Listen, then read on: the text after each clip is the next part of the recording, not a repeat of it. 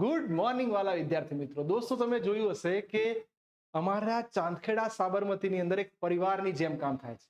દરેક શિક્ષક લાગી ગયા છે કે આ વિસ્તારના તમામ બાળકોને ઉત્કૃષ્ટ પરિણામ લેવડાવવું છે. અને એમ તમે જોયું હશે, NM હોય, સરસ્વતી હોય, HH હોય કે કોઈ પણ સ્કૂલ હોય, દરેક સ્કૂલના વિદ્યાર્થીઓનું બેસ્ટ પરિણામ અમે લાયા છે. અમારી જોડે પણ જે તૈયાર છે એવી સરસ મજાની દીકરી જેનું નામ છે Leuva Dikshita, Saraswati school second rank. બહુ સુંદર એની મહેનત છે, જાણીએ આપણે. યસ બેટા, પ્લીઝ વેલકમ. બોલો દીક્ષિતા, કે આપણે 11-12 સાયન્સમાં ભણ્યા, ઘણું બધું ટેન્શન આપણી પાસે હશે કે સાયન્સમાં તો કેવી રીતે મહેનત કરવી. બીજો નંબર આપણે લાયા છીએ, તો બીજો નંબર આપણો જ્યારે આવ્યો ત્યારે એની પાછળ આપણે શું તૈયારી કરી, કઈ રીતે આપણે આગળ વધ્યા, એ પ્રમાણે આપણે સમજીએ. યસ દીક્ષિતા, શું તૈયારી છે બેટા આપણી? પહેલા તો રોજનું કામ જે હોય એ રોજ કરી જવું જોઈએ, નહીં તો બીજા દિવસે લોડ વધી જશે. અને પછી જે બી સર જેટલી બી એક્ઝામો લે એમાં ઓલવેઝ બેસ્ટ આપવાની તૈયારી રાખવાની.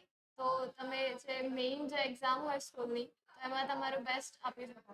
ઓકે, બહુ સુંદર વાત કરી કે રોજનું કામ રોજ, પહેલો મુદ્દો. મુદ્દા નંબર 2 કે જો તમે આજે કામ નહીં કરો અને પછી કામ કરશો તો લોડ તમારી ઉપર જ વધશે. કેમ કે બેટા આ નાના નાના સ્ટેપ છે. રોજ 5-10, 5-10, 15-20 માર્ક્સનું ધીરે ધીરે વધારે તૈયાર કરશો તો ત્યારે તમે જઈને JEE અંદર કે નીટની અંદર ત્રણેય સબ્જેક્ટના થઈને જ્યારે 80 કરતા વધારે ચેપ્ટર્સ થતા હોય તો તમે એને સારો ન્યાય આપી શકશો. દોસ્તો, બહુ સુંદર વાત કરી છે કે નાની નાના પગથિયાથી જ આખું હિમાલય ચડી શકાય છે. એમ દીકરીએ જે પ્રમાણે કીધું કે મહેનતમાં કોઈ કચાશ બાકી નહીં રાખીએ. બહુ બધી એક્ઝામ્સ લેવાય છે, થોડું ટેન્શન પણ થાય છે, થોડું સ્ટ્રેસ રહે છે, પણ જ્યારે તમારા નામની આગળ ડોક્ટર લાગે છે કે સરસ એન્જિનિયર લાગે છે, તમને તમારા સપના સાકાર થતા લાગે છે, તો એ ઉત્સાહ આખો અલગ હોય છે. ખાલી એક વસ્તુ મારે જાણવી છે બેટા, કે ઘણા લોકો દાખલા વાંચી જાય છે, ઘણા લોકો MCQ નથી લખતા, તો ચાલે કે ખરેખર લખીને કરવા જોઈએ? MCQ અને સમ્સ ઓલવેઝ લખીને કરવા જોઈએ. સમ્સમાં તો વધારે મહેનત નથી કરવી પડતી, કે એમાં સૂત્ર જ યાદ રાખવાનું હોય છે, અને બાકી આગળનું જો પ્રિપરેશન કરી હોય આગળથી જ તો આવડી જ જાય. અને MCQ ઓલવેઝ લખીને કરવા જોઈએ, નહીં તો પછી લાસ્ટમાં જે એક્ઝામ આવે એમાં બહુ તકલીફ પડે છે. બહુ સરસ છે કે આ મુદ્દો દરેકે જાણવા જેવો છે કે MCQમાં તકલીફ શું કામ પડે, કે MCQમાં એક શબ્દ બદલાય, કોઈ ડેટાની અંદર કોઈ ટ્વિસ્ટ થાય એટલે આખો MCQ બદલાઈ જાય. તો તમે જ્યારે MCQ લખીને કર્યો હશે ને તો દરેક શબ્દનું મહત્વ સમજશો.